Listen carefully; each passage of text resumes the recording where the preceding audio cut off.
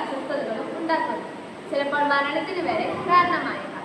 ഇത്തരം ജീവികളെ അവയുടെ കൂട്ടിലായിരിക്കുമ്പോൾ സുരക്ഷിതമായ രീതിയിൽ പിടികൂടി ജനവാസ മേഖലയ്ക്ക് പുറത്ത് സ്വതന്ത്രമായി വിടുന്നത് ഗുണകരമാണ്. ഇതിനായുള്ള ഒരു ഉപകരണമാണ് ഞങ്ങൾ ഇവിടെ രൂപകൽപ്പന ചെയ്തത്. 1/2 മീറ്റർ വീതിയും 5 ഇഞ്ച് ഉയരവുമുള്ള ഫൈബർ ബോർഡ് 3 എണ്ണം, നൈലോൺ വയർ, 1 മീറ്റർ നീളം വരുന്ന സ്റ്റീൽ കത്തി, നീളമുള്ള 2 താങ്ങുവടികൾ, 2.5 ഇഞ്ച് വീതിയുള്ള അലുമിനിയം ടിന്ന്, 1/2 ഇഞ്ച് ഉയരമുള്ള റബ്ബർ ബുഷ് 20 എണ്ണം, സ്ക്രൂ 1/4 ഇഞ്ച് 10 എണ്ണം, 1/2 ഇഞ്ച് 20 എണ്ണം, 1/2 ഇഞ്ച് വീതിയുള്ള ചാനൽ, 1/2 മീറ്റർ 2 കഷ്ണം. തേനീച്ച കടന്നൽ ട്രാപ്പ് നിർമ്മാണ രീതിയാണ് ഞാൻ ഇവിടെ പറയുന്നത്. ആദ്യമായി ഒന്നാമത്തെ ഫൈബർ ബോർഡ് 1 മീറ്റർ 10 സെൻറ്റിമീറ്റർ നീളത്തിൽ മുറിച്ച് മാറ്റുക. ബാക്കിയുള്ള 2 ഫൈബർ ബോർഡുകൾ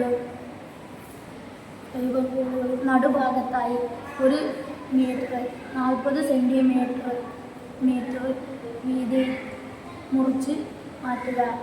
ശേഷം 1 മീറ്റർ 10 സെൻറ്റിമീറ്റർ കാർഡ്ബോർഡിൻ്റെ നടുഭാഗത്തായി ബ്ലേഡ് പിടിപ്പിക്കുക. ബാക്കിയുള്ള 2 കാർഡ്ബോർഡുകളും ഇതിന് അടിയിൽ പിടിപ്പിക്കുക.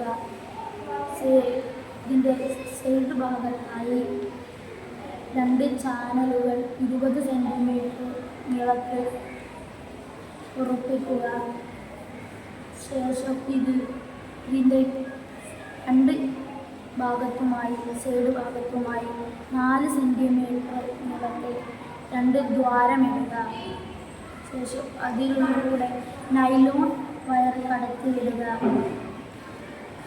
അതിനോടൊപ്പം കയറും കയറ്റി മറിച്ച് കെട്ടുക. ഇനി ആദ്യമായി ബോർഡിൻ്റെ 4 മൂലയിലും ചാനലുകളുടെ സൈഡിൽ ചേർന്ന് ബുഷ് വലിച്ച് സ്ക്രൂ ചെയ്യുക. ഇനി അവസാന ബോർഡ് വലിച്ച് ബുഷുകൾക്ക് മുകളിലായി സ്ക്രൂ ചെയ്യുക. ഇനി കൊതുക് വല ബാഗിൻ്റെ വായ വലിയ ചതുര പെട്ടിൻ്റെ ചുറ്റുമായി കെട്ടി ഉറപ്പിക്കുക. വലിക്കാനുള്ള കയർ വരുന്ന ഭാഗത്ത് ദ്വാരമിട്ട് കയർ ഘടിപ്പിക്കുക.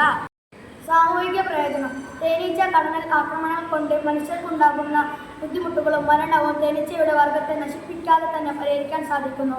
പ്രകൃതി സൗഹൃദമായ ഈ ട്രാപ്പ് ഉപയോഗിക്കുന്നതിന് അതിവിദഗ്ധരുടെ സഹായം ഒന്നും ആവശ്യമില്ല. നിർമ്മാണ ചിലവ് സാങ്കേതിക വിദ്യയുടെ ആവശ്യവും വളരെ കുറവായി മതി. ഒരു ജീവിവർഗത്തെ പോലും ഉപദ്രവിക്കാതെ അവ ഉണ്ടാക്കുന്ന ബുദ്ധിമുട്ടുകൾ പരിഹരിക്കാൻ ഈ ട്രാപ്പ് കൊണ്ട് സാധിക്കും.